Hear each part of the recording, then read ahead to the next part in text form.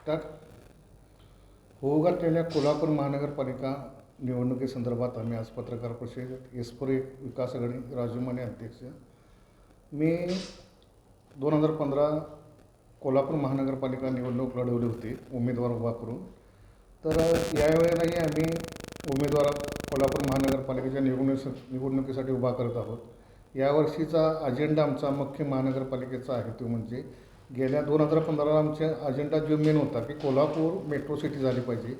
त्याच आधारावर आम्ही आता कोल्हापूर महानगर विकास प्राधिकरण क्षेत्र KMRD म्हणजे मेट्रो सिटी स्थापन करण्याच्या उद्देशानं हा आमचा मुद्दा आहे या निवडणुकीचा. आणि यालाच अनुसरून आणखीन कोल्हापूर शहरातले जे 30 मीटरचे रस्ते आहेत आणि आजूबाजूच्या 20 किलोमीटरचे जे 30 मीटरचे रस्ते आहेत ते आघाडीच्या वतीनं रस्ते करण्याचा आमचा प्रयत्न राहील. त्याचबरोबर कोल्हापूर महानगरपालिकेने TP स्कीम कोल्हापूर 1 ते 5 मंजूर झालेले आहे. 1972 पासून ते 2007 पर्यंत अंतिम TP झालेल्या 5 स्कीम आहेत. त्या फायनल TP स्कीमना त्याची यापुढं आम्ही अंमलबजावणी करणार आहे. कारण यापूर्वी कोणत्याही कोल्हापूर शहरातील लोकप्रतिनिधींनी याकडे दुर्लक्ष न केल्यामुळे कोल्हापूर शहरातील जे नागरिकांचं ज्या प्राथमिक समितीला रस्ते, लाईट, पाणी, गटार जे आक्रोश कोल्हापूरमध्ये सध्या आहे की नागरिकांना TPS स्कीम म्हणजे याची काहीच माहिती नाही किंवा लोकप्रतिनिधी किंवा नगरसेवक याबद्दल कोणत्याही नागरिकांना याची कल्पना देत नाहीत.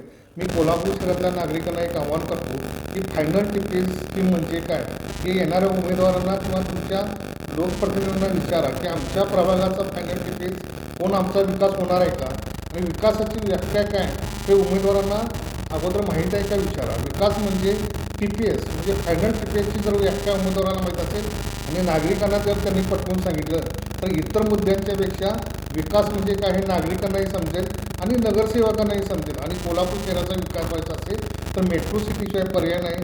कोल्हापूर इंटरनॅशनल सिटी करणाऱ्यांचे अनेक स्वप्न आहेत, परंतु जोपर्यंत महानगर प्रदेश मेट्रो सिटीची अंमलबजावणी कोल्हापूर शहरात होत नाही तोपर्यंत कोणताही इंटरनॅशनल सिटीची स्वप्न कोणी बघू नयेत. यासाठी कोल्हापूर नागरिकांनी आमच्या एस्पोरे विकास आघाडीच्या उमेदवारांना जेवढं सहकार्य करता येईल त्या पद्धतीने करून मेट्रो सिटी भविष्यात लवकरात लवकर यासाठी आम्हाला सहकार्य करावं आणि मतदान करावं ही विनंती करतो सर्वांना. आपल्याकडे कुठे उमेदवारी अर्ज मागायचे आणि किती किमान जागा लढवणार? आत्तापर्यंत सध्यापर्यंत आमच्याकडे 35 उमेदवारांची मागणी आलेली आहे. त्यामध्ये 7 महिला आहेत तर 23 पुरुष आहेत.